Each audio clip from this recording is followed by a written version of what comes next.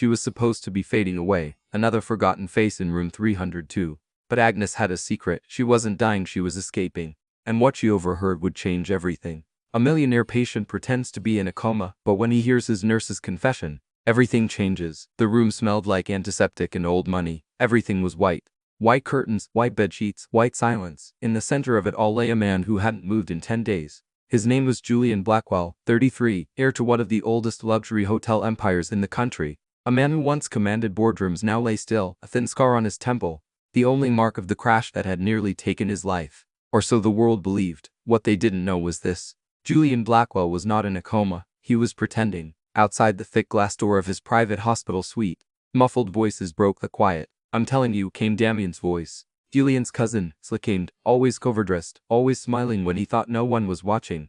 "This is our chance. The board's restless. If we don't step in now, we might lose everything. Step in." The voice was colder, smoother.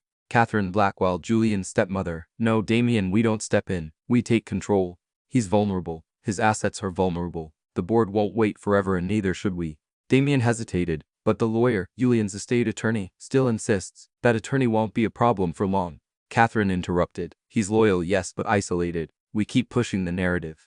Julian may never wake up, and if we keep the nurse compliant, this will be over within weeks." Inside the room, Julian's heart pounded beneath the surface of his motionless body. So it was true. He had suspected the crash wasn't an accident.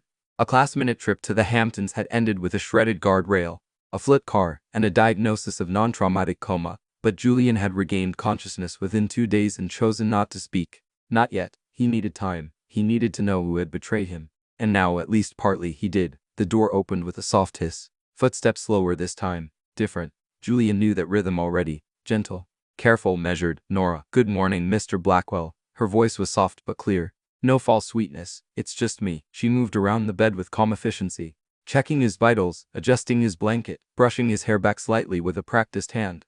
There was no pity in her touch, only professionalism, and something else. Something Julian couldn't name yet. He had watched her through the slit of barely opened eyes when she wasn't looking.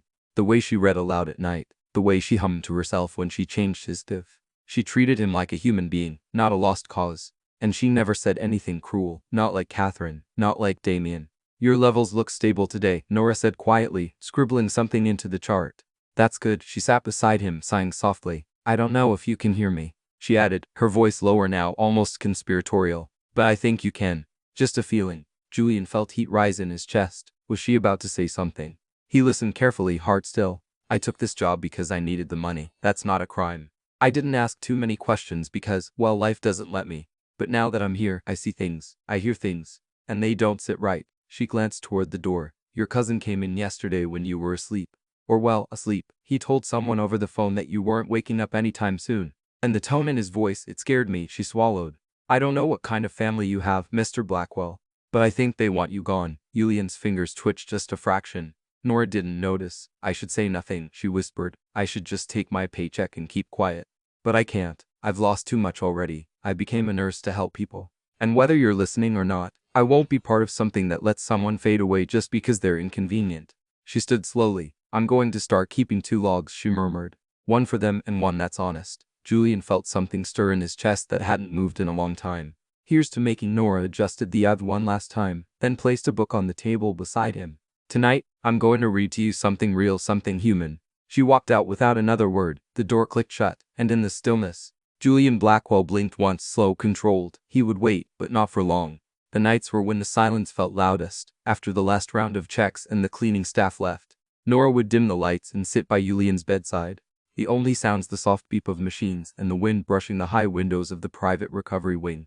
It had been 2 weeks since she took the assignment. 2 weeks of watching Julian Blackwell, once a name she had only seen in magazines and headlines, lie still like a statue carved from grief. But something was off. Deeply off. She noticed it first with the medications. On her 2nd week, she checked the chart and paused. The sedative dosage hadn't changed despite no signs of agitation, seizures or trauma. In fact, it hadn't been reviewed at all.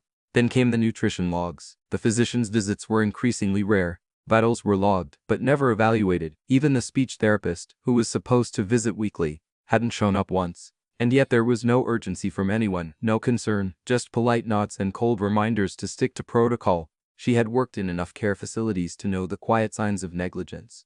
But this felt like something else, something intentional. That evening, she brought in her own copy of The Little Prince, a book her mother used to read when nights at home felt too dark. She flipped through the pages as she spoke to Julian. "You probably hate this book," she said softly, placing it on the table. "I mean, you're a businessman. Practical, hotels, contracts, numbers, but I always like this one. It's about someone who gets lost and then finds meaning in the simplest things." She reached for his wrist, checking his pulse again. "Still steady, still strong, you know," she added, glancing at the IV bag. "I asked Dr. Langston yesterday about your sedative dose. He brushed me off. Said it was per family request, no adjustment, no taper plan. Just status quo." Her voice turned sharp with frustration. "I became a nurse to help people get better, not stay stuck." She stood, walked to the window, and pressed a hand to the glass. "I don't know who you really are, Julian, but I'm starting to believe you're more awake than anyone wants to admit." Her fingers curled into a fist. "I'm changing your protocol, not everything. Just a little. I know how to do it without raising alarms. And if anyone asks, I'll take the heat." She turned back to him. "But I can't sit by and watch you disappear like this. I've done that before, and I can't do it again." She reached for her notebook and began writing in a second log. One she kept hidden in her locker, a real record of meds, reflex responses, vitals, and her own observations. She didn't notice that Julian's eyes moved slightly beneath their lids. At midnight, she returned with a thermos of chamomile tea and a blanket draped over her shoulders. "I should go home," she whispered, "but I can't sleep anyway." She sat beside him again, pulled out the book, and opened to the first chapter. And then, after a moment of stillness, she closed it. Instead, she spoke, not to fill the air, but to empty her heart. "I wasn't supposed to be your nurse, you know," she said. "I was filling in for someone else. Emergency call. The original nurse backed out last minute. I didn't ask why." Her voice cracked. "I thought it was fate. Finally, an assignment that paid enough to help me pay off school loans, get my license back." But now she leaned forward, elbows on her knees. "I heard Catherine say something in the hallway. She thought I was on break. She said we just need to keep him sedated until things are finalized." Damien nodded like it was nothing. Nora paused. Her hands trembled. "I came here to help, but now I'm afraid I was hired to help someone die." She looked up at Julian, his face still and unmoved. "I don't know if you can hear me, but I had to say it out loud. I won't do it. I won't be part of something cruel." She stood slowly, voice barely a whisper. "I don't know what's going on, but I'm with you whether or not you ever wake up." She touched his hand lightly. "You're not alone." And then she left. The door closing gently behind her. Inside the room, a single tear slipped from the corner of Julian's eye. He wasn't alone, and maybe, just maybe, he wouldn't have to pretend for much longer. Nora said nothing to the doctors, nothing to the hospital director, nothing to the Blackwell family, but every night she spoke to Julian. She told him about her life in bits and pieces, stories from her early days as a nursing student, patients who had changed her, shifts that broke her, small kindnesses that kept her going. She talked about her father, a quiet plumber who believed that doing good didn't need an audience. It just needed consistency. Julian listened. He couldn't move much yet, couldn't speak, but he heard her. And it was more than the sound of her voice, it was the truth in it. In a world that had taught him to distrust everyone, Nora Ellis spoke like someone who hadn't yet given up on people. Every night she arrived a little earlier, stayed a little longer. She started experimenting with small neurological stimulation tests, not anything that would raise red flags, just enough to see if his body could respond. A pinch of his palm, a light pressure on his eyelids, gentle sensory cues. One evening, as she was adjusting his blanket, she paused beside him, leaning closer. "Yulan," she whispered, her voice uncertain, "if you can hear me, give me a sign, anything." "Silence," she sighed, shaking her head. "Maybe I'm just imagining things, wanting to believe in something that's not there." But then his index finger moved, just a twitch, barely more than a whisper of motion. But it was real. Nora froze. Her eyes widened, her breath caught. She leaned in closer. Did you just?" There it was again. A slow, deliberate curl of his finger. Nora covered her mouth with both hands. "Oh my God." She stood abruptly, nearly knocking over the stool behind her. For a few seconds, all she could do was stare at him, chest rising and falling fast, heart racing. Then she laughed, quiet and breathless. A stunned, joyful sound. "You can hear me," she said, stepping back to his side. "Julian, you're in there. You've been listening this whole time, haven't you?" She blinked away, tears reaching for his hand. "Okay. Oh, we're going to do this slowly, all right. One finger for yes, nothing for no. Can you understand that?" A pause, then another curl of his finger. Nora let out a shaky laugh. "This is insane. No one's going to believe this. But I do. I believe you." From that night on, everything changed.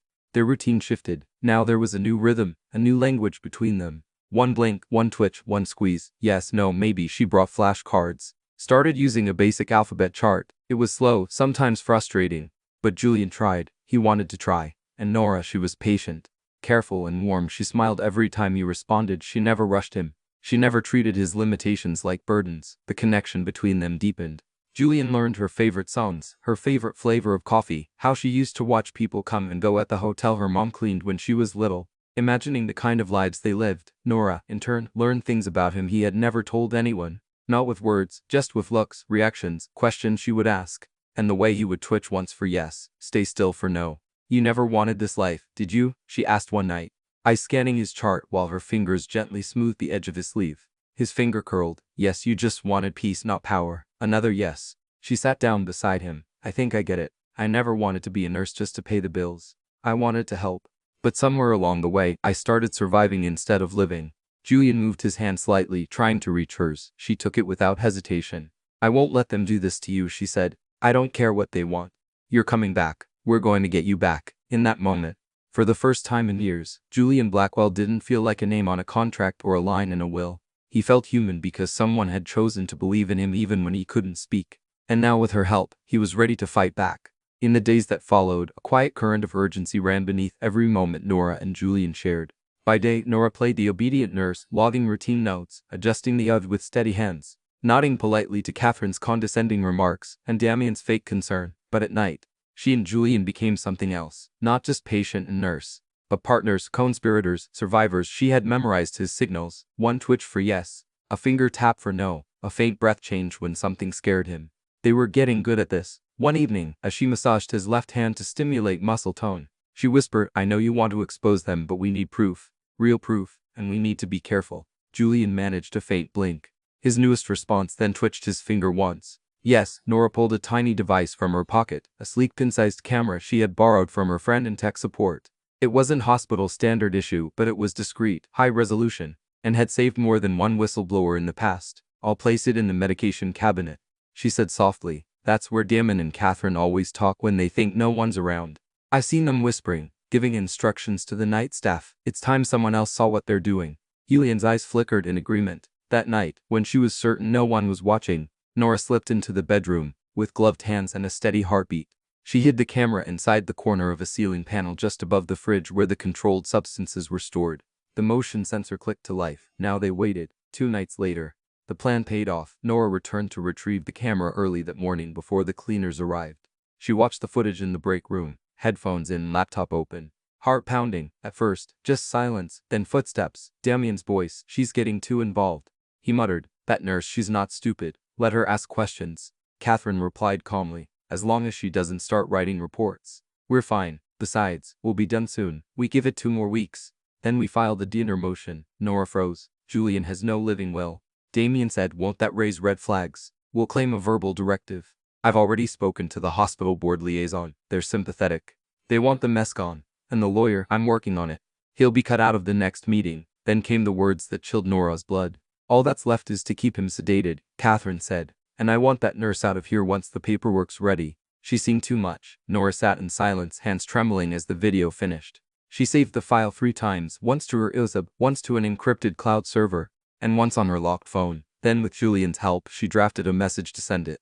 Who do we trust? She asked. That night, sitting by his bed with her laptop, Julian blinked once, then once again. Nora hesitated. 2 blinks. She opened her notebook, flipping to a list of names he had painstakingly helped her form letter by letter. At the top, Avery Blake, Julian's longtime personal attorney, loyal, discreet, locked out by the family after Julian's accident. I'll send it to him, she said. We'll know what to do. That night she uploaded the video with a short message. Mr. Blake, I believe you are the only person who ever truly stood by Julian Blackwell.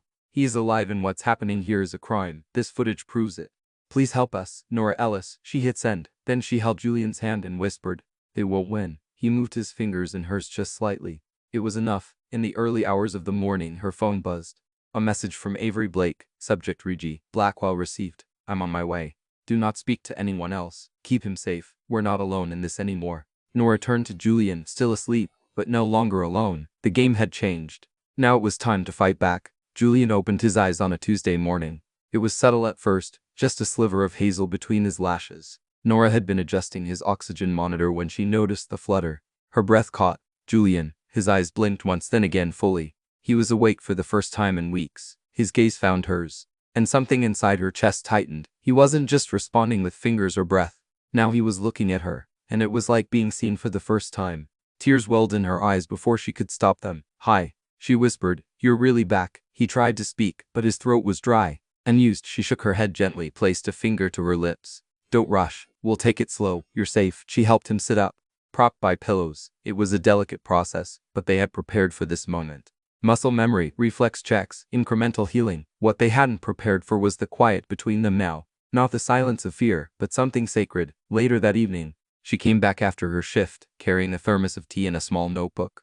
"Thought we might talk," she said. Real words this time. Julian smiled faintly. His voice was rough, broken, but he managed one syllable. "Tea." She laughed, passing him the cup. They talked in short bursts over the next hour. Him mostly listening, nodding, resting, but his eyes never left hers. She told him about the emails with Avery Blake, how he was coming with a legal team, how everything was set in motion. "You'll have control of your estate again," she said. "And Justice, you just have to hold on a little longer." Julian didn't answer immediately. Then softly he rasped, "You held on for me." She nodded, suddenly unable to meet his gaze. A beat passed. The room dimmed around them. Julian's hand reached slowly for hers. "You saved me," he whispered. Nora exhaled sharply, emotion rushing forward like a tide. "I didn't know what I was doing at first," she confessed. "I just knew I couldn't be part of something cruel. But the more I sat here with you, the more I read, the more I talked." She looked down.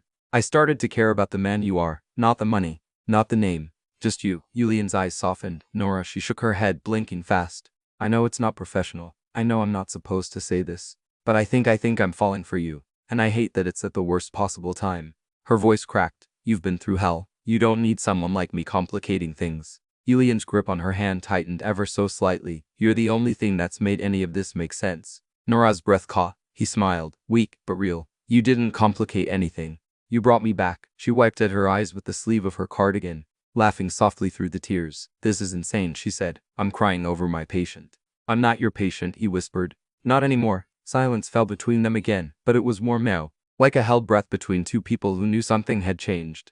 Outside, the wind stirred the trees, and the city hummed beyond the hospital walls. Inside, Julian and Nora sat hand in hand, not yet lovers, not quite healed, but no longer afraid to feel. The war wasn't over, but they had each other now, and that was the start of something neither of them could name. But neither wanted to let go. The sun rose over the city like a silent promise. Inside Julian's penthouse suite at the private hospital, Nora helped him into a tailored gray suit, the first real clothes he had worn in weeks. He was still weak, moving slowly, but his eyes were sharper than they had ever been. "You sure about this?" Nora asked as she buttoned the cuffs of his shirt. Julian nodded. "I won't hide anymore." Avery Blake arrived precisely at 9 o'clock a.m. with 2 assistants and a rolling briefcase full of sealed documents. "The press conference is set for 10:00. The hospital's boardroom is secure. Damien and Catherine will be there." Julian leaned back in his chair, fingers laced in front of him. "Then let's give them a show." The boardroom was full. Hospital executives, family members, a few well-dressed reporters who had been promised an exclusive on the fate of the Blackwell Empire. Catherine stood at the head of the room, a vision of composed confidence in a cream blazer. Damien just behind her, his smirk barely hidden. "Thank you all for coming," she began smoothly. "As you know, our family has faced an unspeakable hardship with Julian's tragic condition. Today we'd like to discuss the transfer of temporary executive control." The double door swung open, all eyes turned, and Julian Blackwell walked in, supported only slightly by a cane, dressed in the unmistakable dignity of someone who had faced death and won. Guests filled the room. Cameras clicked. Damon turned white. Catherine froze. Julian didn't say a word until he reached the center of the room. Then he laid one hand flat on the table and looked directly at his stepmother. "I see you started without me. You're awake," Catherine stammered. "This is how." Julian raised a hand. "Save it." He turned to the reporters. "I've been conscious for several weeks now. I was in a coma briefly, yes. But when I woke up, I realized something was wrong, very wrong." Avery stepped forward, opened the briefcase, and pulled out a small tablet. Julian nodded to Nora, who stood quietly at the back of the room. Unnoticed until now, he met her eyes for a split second, enough to ground him. Then he pressed play. The room filled with the voices of Damien and Catherine. "We just need to keep him sedated. He won't be a problem much longer. We file the dinner once she's out of the picture." Gasps, murmurs. One executive stood, another sat down with a hand over his mouth. Damien tried to speak. That's taken out of context." Julian's voice cut through like a blade. "You tried to erase me and you almost succeeded. If it hadn't been for one person." He turned to Nora. "I wouldn't be here." Nora froze as the room turned toward her. Julian continued while everyone else was planning their next move. "She stayed, she cared, she saved me." Catherine narrowed her eyes. "You fell for the nurse." Julian looked at her coldly. "No. I chose her just like she chose not to be complicit in your crime." The board members began murmuring among themselves. Avery took over, announcing pending charges, formal investigations, and the reinstatement of Julian's full authority. Catherine and Damien left the room in silence, their legacy crumbling behind them. Outside the boardroom, away from the chaos, Julian leaned against the wall, breathing heavily. Nora rushed to his side. "You did it," she whispered. "We did it," he corrected. She hesitated, looking around. Everyone saw. "Everyone knows now." He reached for her hand. "Good," he said quietly. "Because I want the world to know who saved me, and who I want to be beside me from now on." She looked at him, eyes full. "Julian." But there were no more words needed. Not now, because the truth was out, and they were finally free to live it. Nora didn't stay for the applause. She slipped away the moment the boardroom erupted in whispers and camera flashes, ducking through a side door and out into the cold afternoon air. Her hand shook as she pressed the elevator button, test tight with something more complicated than fear. Julian had survived. He had won. And yet why did she feel like she was the one running away? She packed her things quietly in the nurse's locker room that night. Her thermos, the book she used to read aloud, and most importantly, the little leather-bound notebook where she had kept every whispered observation, every question, every confession she had ever spoken when she thought Julian was asleep. She knew her time here was over. She couldn't stay, not when the entire world had watched him name her. Not when headlines were already spinning her into a modern Florence Nightingale or gold-digging scandal. She wasn't either. She was just tired and in love and unsure of what to do with both. She was locking the door when she heard the elevator ding behind her. "Nora," she turned. Julian stood there, no cane this time, a little steadier on his feet, a winter coat over his suit. His eyes were tired but locked on hers. She inhaled sharply. "You shouldn't be walking around alone." "I'm not," he said. "I came to find you." She looked down. "I was just leaving." "I know." He stepped closer. "That's why I had to come now." He reached into his coat and pulled out the notebook. She froze. "You left this," he said. "You didn't think I'd let it go unread, did you?" Nora's cheeks flushed. "That wasn't meant for anyone." He finished gently. "I know." He opened it to a page near the middle. "I read this part 5 times, he said. "The night you said you were falling for me and you hated it because you were scared. Because you thought I'd see you differently." He closed the notebook and looked up. "I don't." She stared at him. "I didn't fall for the nurse," he said. "I fell for the person who sat beside me when I was more ghost than man. The person who chose to believe I was worth saving, even when she thought no one would ever know." Her eyes brimmed. "Julian." He stepped forward, voice low and certain. "I've had a lifetime of people loving me for my name, my money, my power. You were the first one to love me without any of that." She shook her head. "I didn't mean to." "I know," he interrupted.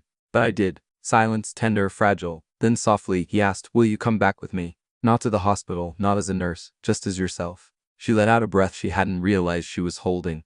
"And if I say yes, I'll spend the rest of my life proving that you made the right choice." Her lips trembled. "Okay," she whispered. Then Julian did something he hadn't done since before the crash. He smiled, and Nora stepped forward into his arms, into the still beating truth of what they had built day by day, word by word, one heartbeat at a time. Because some love stories don't begin with fireworks. Some begin in silence and grow louder when we finally choose to listen. 1 year later, the Blackwell name meant something different. The scandal had been national news for months. Julian had chosen to stay mostly quiet after the public revelation, letting the evidence and the law speak for itself. The video, the forged documents, and the witness testimony were enough. Catherine Blackwell, once the poised and pristine matriarch of the empire, now sat behind bars in a federal women's prison in upstate New York. The charges: conspiracy to commit attempted manslaughter, attempted medical fraud, obstruction of care. Damien, less careful, more arrogant, had been even easier to prosecute. His emails with private doctors, financial manipulation of Blackwell Hotel shares, and his own recorded threats had sealed his fate. 15 years without parole. Their names were no longer whispered at black tie galas or seen on luxury sponsorships. They were footnotes in a story that had turned toward healing. Julian had made sweeping changes. He stepped back from daily operations of the Blackwell hotels and instead devoted himself to something new. The Nora Ellis Foundation, a nonprofit focused on protecting vulnerable patients from medical abuse and supporting whistleblowers in the healthcare system. Nora had resisted the name at first, embarrassed and shy, but Julian insisted. "You gave me back my life," he told her. "Now we help give others theirs." They opened their first pilot program in the very hospital where Julian had been kept. The irony wasn't lost on either of them, but the building felt different now. Warmer, brighter, not just because of the sunlight that streamed through the newly uncovered windows, but because of what they had built inside. The desert retreat was Nora's idea. It wasn't a spa or a resort, just a quiet house tucked into the canyons of New Mexico, far from the city, far from legacy, far from boardrooms and betrayal. They went there every few months. No cell phones, no press. Just Nora, Julian, and peace. One evening, as the sun melted into the horizon and the sky burned gold, They hiked up a narrow trail behind the house. Nora laughed as Julian pretended to be out of breath. You own hotels in 5 countries, she teased, and you're winded after 15 minutes of walking. I almost died, he grinned. Cut me some slack. At the top of the trail was a flat overlook that stretched for miles. Julian reached into his coat. Nora turned just as he knelt down, her breath catching. The ring was simple, a band of rose gold wrapped around a smooth stone of desert jasper. Polished but not cut, warm and natural like her. I wanted to propose somewhere quiet, he said. Somewhere like the place where I found myself again. Where I found you. Tears welled in her eyes. He held the ring out. Nora Ellis, you didn't just save me. You saved everything. My life. My name, my hope. Will you marry me? Not the millionaire. Not the patient, but just me. She dropped to her knees and wrapped her arms around him. Yes, she whispered. Always. Yes. They married in a garden behind the First Foundation clinic. No press, no cameras, just family, chosen family, and the people they had helped. At the end of the ceremony, Nora looked out at the crowd and spotted something that made her heart stutter. A young girl in scrubs holding hands with an older woman, smiling through tears. That girl had once emailed the foundation with a single sentence. I'm scared to speak, but I think something's wrong in my hospital. Now she was applying to nursing school because of Nora, because of Julian, because of love that hadn't come from perfection, but from persistence. That night, as they sat on a wooden bench, Julian held Nora's hand and looked out across the courtyard, where laughter echoed beneath lanterns strung from tree to tree. He leaned his head against hers. Do you think they'll ever forget what happened? She smiled. Maybe. He turned to her. Do you want them to? No, she said. Not if it reminds them that good people still exist, that truth can win, that love can outlast betrayal. Julian kissed her forehead, and as the stars blinked awake overhead, they sat together, not as survivors, not as headlines, not as heirs or heroes, just as two people, finally whole, finally free, finally home. Sometimes healing begins in silence. Sometimes love begins with trust. And sometimes the bravest thing you can do is believe in someone when the whole world has already walked away. Julian and Nora's story reminds us that no amount of power, wealth, or betrayal can outshine the quiet strength of compassion. That truth, no matter how deeply buried, can rise again, carried by those who dare to care. If this story moved your heart, inspired your soul, or reminded you of the power of forgiveness, please like this video, leave a comment, and most importantly, subscribe to Soul Stirring Stories for more heartfelt emotional journeys just like this one. Here we tell stories that heal, stories that uplift, and stories that remind us what it truly means to be human. Thank you for watching, and remember, even in the quiet, love speaks. Music.